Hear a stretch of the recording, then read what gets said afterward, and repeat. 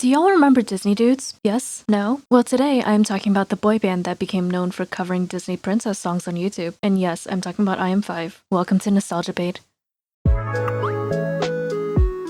Before I begin, high fivers! It's been a while since we met up in a specific place on the internet. Well, minus the time when Will released Back in the Band and reverted us back to our 2013 selves. But enough sentimentalism, let's get on with the video. IM5 was an American pop boy band formed in 2011 by high-profile industry veterans Simon Fuller, Jamie King, and Perez Hilton. The group originally started with 5 members: Cole Pendry, Dana Vaughns, Gabe Morales, Will J, and Dalton Rapatuni, although that lineup would change a few times throughout the course of the band's history. For anyone who doesn't know what Disney Dudes was, it was a viral series the guys did with YouTuber Todrick Hall back in 2013. Each member dressed up as a Disney prince or princess, acted as their characters, and sang a Disney mashup.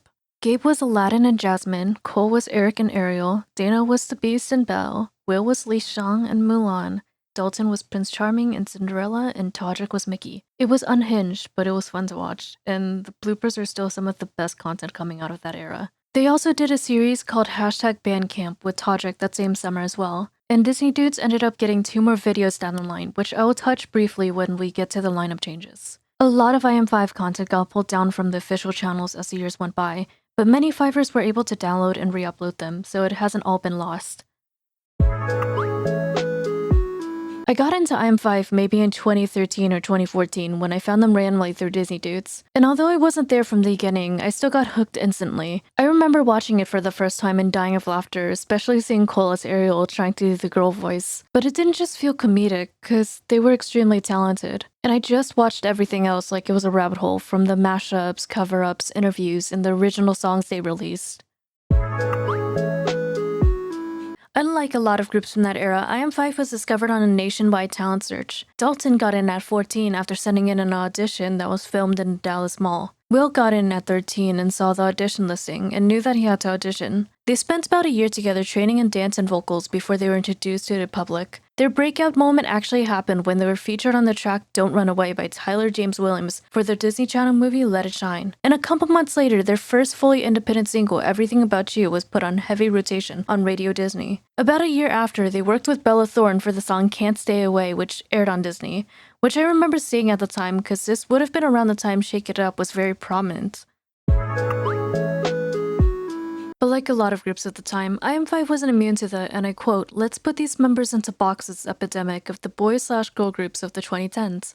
Dalton was the rocker of the group, and the one member that looked like he didn't belong due to his more edgy aesthetic and the guyliner. Will was seen by some of the fans as a shy, innocent, and smart member of the group. Cole felt like a default boy band member, the guy that could fit into any boy group at the time and still didn't stick out. Gabe was viewed as a flirt by some fans, though looking back, it's mostly the marketing and how fans played him out to be. Though we know that he's mostly just a big Batman nerd and isn't afraid to show it. And Dana was the youngest, and the member that brought a lot of charisma to the group. Looking back, there was some heavy stereotyping within groups and fandoms to have slotted personalities per member, especially at the members' expenses. I briefly mentioned before, but IM5 had a few lineup changes during their time. Dalton announced on his Twitter that he was leaving the group in March of 2014, which caught a lot of people off guard. A couple months later, a new member was added, David Scarzone. He was a dancer that did press with IM5 before he was even added, and when he found out that there was an opening, he flew out to LA to audition. He even did the second and third Disney Dudes with the guys in Todrick as Prince Philip and Aurora. Though his first appearance in Disney Dudes was in an Elsa dress instead of Aurora, then transforming into Prince Philip mid-video. But his stay in IM5 wasn't a long one because a few months later he also left the group to pursue other opportunities. And a bit after David, Will left the group too, in December of that year, leaving the group as a trio of Cole, Gabe, and Dana. They tried continuing as a trio for a bit, but ultimately disbanded quietly by 2016. Dana was the one to confirm the disbandment. I knew once most of the members left that the group wasn't going to last long, but it was still saddening seeing a group many people loved decline in front of my eyes. I have to address some of the speculations the fans were having back in the day, especially regarding why some of the members left. This isn't facts about what happened, this is just what people said or theorized based on the stuff they knew of the group. Some people have theorized that the members have left because of a staff member or manager being unfavorable to work with. There were also theories that there was drama between the members, or the case of them not getting along. Which most likely isn't the case because the guys still interact, albeit rarely, on social media till this day. There are still some posts up from Fivers and other people who knew about the group from 2014 talking about what they think happened. But since it's been a decade, the stuff people called drama back then was never talked about again. And there was a more believable but basic theory that the members just wanted to move on to better opportunities or pursue their own dreams. I do want to talk about Fivers and just the fandom itself in general, because even though the fandom was comparably smaller than many boy band fandoms back then, it was extremely dedicated. I wasn't really on fan accounts or interacting with other fans much at the time, because social media was terrifying, but I saw all the fan videos and posts people made about the group. And years after the group broke up, there are fans still wishing for them to reunite. But there's still hope because in 2019, Gabe responded to a fan asking if they would ever get back together with Always, lol. And after Will released Back with the Band earlier this year, it's safe to say the guys still remember their time as a group as fondly as the fans did, which hopefully means that we would at least see them interacting a bit more in the future.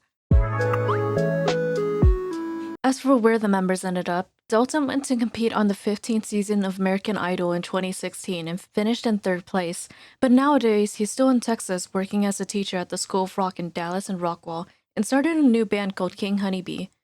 David stepped away from music entirely and is now a visual effects artist and animator. His socials are robotic_cowboy. Gabe did music for a short period of time afterwards under the name Gabriel Morales, but now he's mostly just posting pictures of his daughter and wife on his socials. Will is still a solo artist and a songwriter. He still talks about his time in the group and still talks to the guys from what I have heard. Cole went solo for a bit under the name Ryder, releasing stuff until 2020. Since then, he disappeared from the internet entirely, minus the music he has on his YouTube channel. And Dana still makes music, though he's now primarily an actor. You might have seen him play Marcus in Never Have I Ever. Like a lot of boy bands from the 2010s, IM5 exists now as YouTube re-uploads, old fan accounts, their Spotify, SoundCloud re-uploads, and the memories of thousands of fans all across the world. They were a product of the time, even if they are still looked at fondly by the people that experienced and watched their short but fairly successful run as a group. I remember having a magazine poster of them in my room and screaming when I realized after flipping over the One Direction poster I had. And now in 2026, it feels like fandom culture is way more diluted compared to how it was back in the day. We don't have a reunion anytime soon, and we probably never will, but in the words of the song Superman, and I waited on you with the patience of a saint. Thanks for watching. See y'all next time.